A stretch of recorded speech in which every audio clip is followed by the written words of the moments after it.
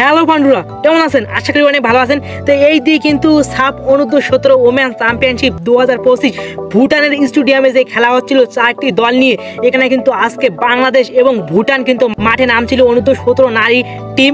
তো এইখানে কিন্তু বাংলাদেশ এবং ভুটানে কিন্তু আজকে পঞ্চম ম্যাচ ছিল।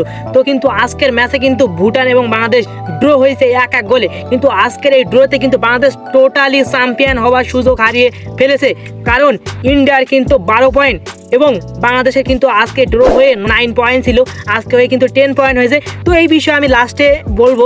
তো আগে একটু জেনে নেই আমরা যে বাংলাদেশ আজকে কেমন খেলছিল। তো বাংলাদেশ আর ভুটানের আজকের ম্যাচে কিন্তু বাংলাদেশ প্রথমে কিন্তু আক্রমণে যায়। প্রথমে কিন্তু মাত্র 5 মিনিটে পূর্ণিমা মারমার গোল।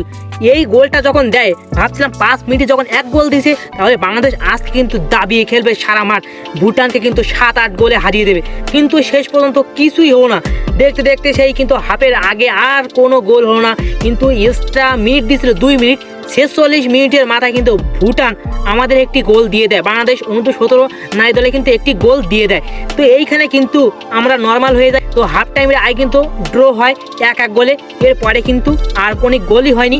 হাফের পরে এসে কিন্তু এইভাবে খেলতে হয়, কিন্তু কোনো গোলই হয়নি। আমি বাংলাদেশ অনূর্ধ্ব-17 নারী টিমের খেলা থেকে খুবই খারাপ লাগছে, কারণ তাদের খেলায় মোটেও ভালো না ভাই। তাদের যে কি খেলে, আমাদের অনূর্ধ্ব-20 টিম এবং জাতীয় টিম যে কি পরিমাণ ভালো খেলে নারীরা, কিন্তু এই অনূর্ধ্ব-17 টিম কিন্তু মোটেও পারে না। তাদের যে স্ট্রাইকার থেকে শুরু করে ডিফেন্স, মিডফিল্ড, তারা কিন্তু কোনো পায় না। তাদের ক্যারি নেই, তাদের কোনো ড্রিবলিং নেই। তারা কি খেলে মানে বল একটি এর কাছে দিতে পারে না, এর কাছে বল দিলে পর ক্যারি করে তারা অন্যজন নিয়ে নেয়, জোড়াই ফেলে দেয় বল, মানে আর তাদের কাছে বলই থাকে না। তো শুধু ওর কাছে মারামারির মতো, মানে যে যেরকম মেয়েরা খেলে গ্রামের মেয়েরা, এমনই খেলা আমি দেখলাম তাদের মধ্যে।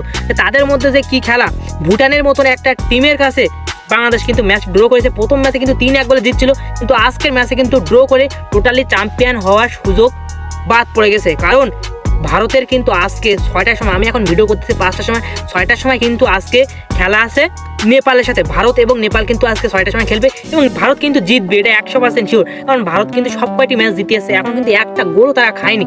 এই যে পয়েন্ট টেবিলে দেখতে পাচ্ছেন, ভারতে কিন্তু এখন 12 পয়েন্ট আছে, আর বাংলাদেশের আজকে ড্র হয়ে কিন্তু 10 পয়েন্ট হয়েছে।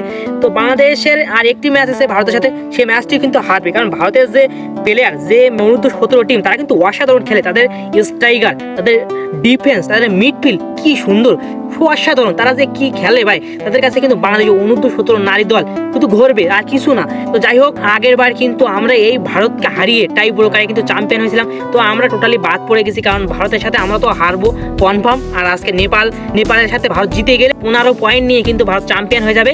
তো আজ কিছু বল নেই, অনেক খারাপ লাগছে, কারণ অনূর্ধ্ব-17 নারী দল কিন্তু বাজে খেলছে অনেক, তাদের খেলার ধরন কিন্তু মোটেও ভালো না।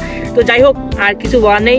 পান্ডুয়া বাংলাদেশ অনূর্ধ্ব-17 টিমের খেলা কেমন লেগেছে অবশ্যই কমেন্টে বলে যাবে, আর ভিডিওতে একটি লাইক দিয়ে আর আমার চ্যানেলটিতে একটু সাবস্ক্রাইব করে আমার সাথে থেকে যাবে।